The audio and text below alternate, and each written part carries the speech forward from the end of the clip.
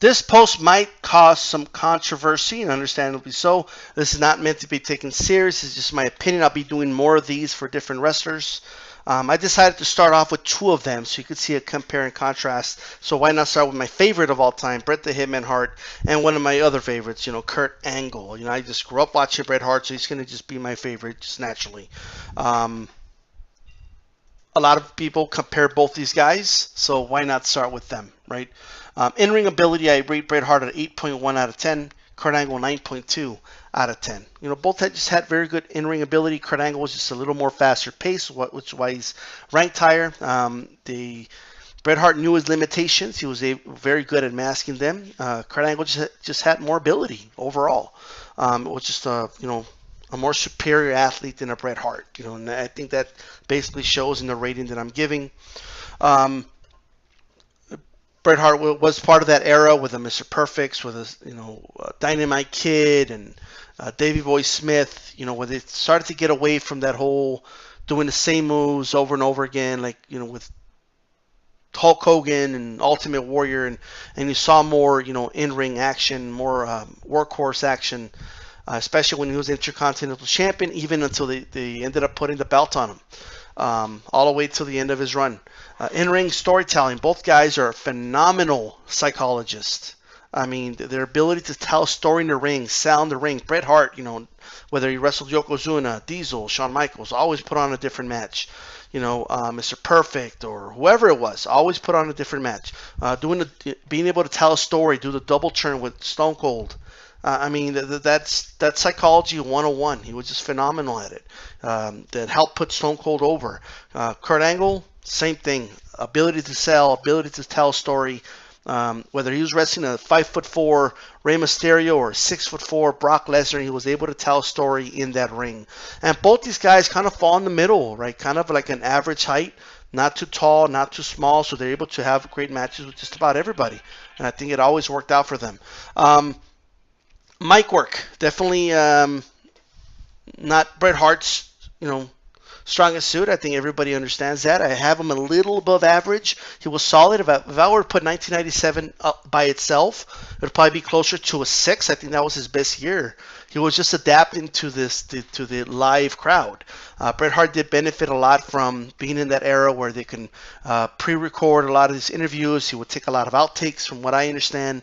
If you watch Wrestling with Shadows, he's messing up a lot and starting over again. So it wasn't his strongest suit, but he was a little above average. And the best mic work I ever saw, or best promo I ever saw, Bret the Hitman Hart break, wasn't even in, in wrestling. It was on Mad TV. So look it up, Bret Hart on Mad TV, where he's announced as Lieutenant Governor of Minnesota by Jesse the Body Ventura. Great stuff. Okay, Kurt Angle was definitely not as strong in the mic as he was in the ring, but it was still pretty solid. Solid. I have him at a 7.1. He's definitely better at Bret than that, and that's just a reality. He was good at backstage segments, did a lot of funny segments, which takes us to the next thing, character dimensions. Bret Hart did have a lot of dimensions to him. He couldn't just see, and I think he showed that a lot in 1997 when he did the double turn. He was able to play heel. Healed it up very well, was able to get a lot of heat from the crowd in the U.S., but be a face in Canada where he got cheered. So he had a lot of dimensions to his character. There's obviously wrestlers that had a lot more, which is why I have him at a 7.5 out of 10. And Kurt Angle is the definition of character dimension. This guy could be serious, he could be funny. I wasn't a big fan. I'm not a big fan of funny stuff in wrestling. I think it has its place, but I think too much of it is just turns me off. But as far as Kurt, he was still good at it. You got to give him credit. He had a lot of funny stuff. And he could be a heel. He could be a face. And I think he was a better heel than Bret was. I think Bret was good as a heel. He was just far better as a face. Where Kurt, he could be anything, man. This guy was a chameleon of the wrestling business. So I have him at a 9.3 out of 10. Bret is a solid 7.5 out of 10.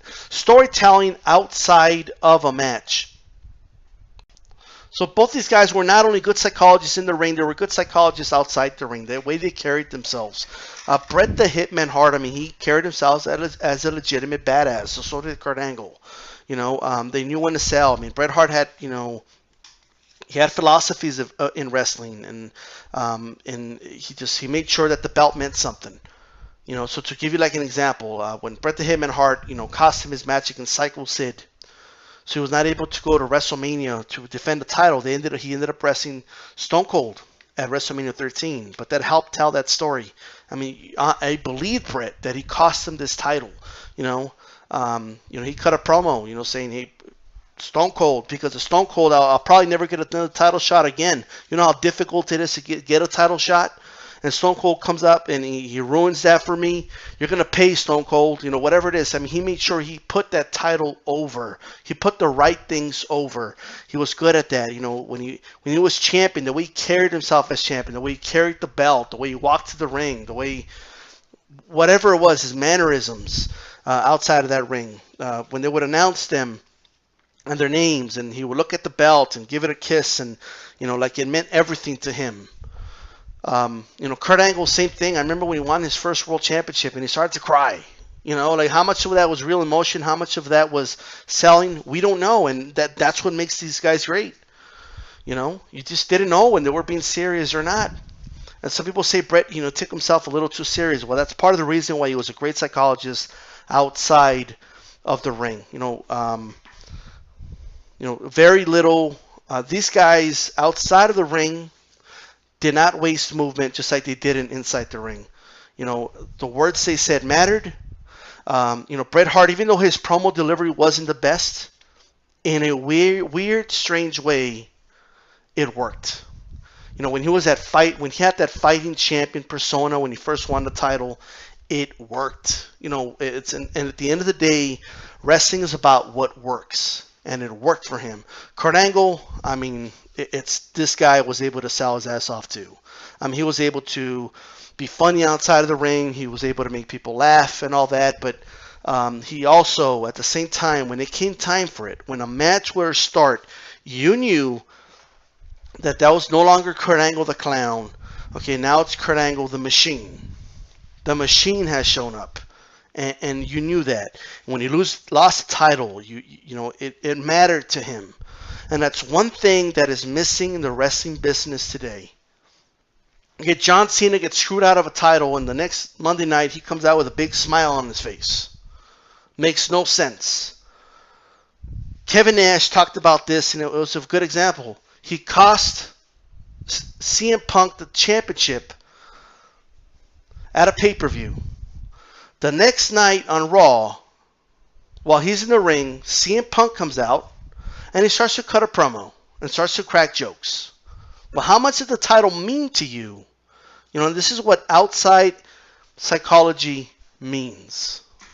And these two guys are some of the best at it of all time. And I think that's what helped Bret get over. And at the end of the day, getting over, to me, in-ring storytelling and storytelling outside the ring is more important than everything else. The rest helps, but it's the most important factor. This is D-Style. Give me your opinion.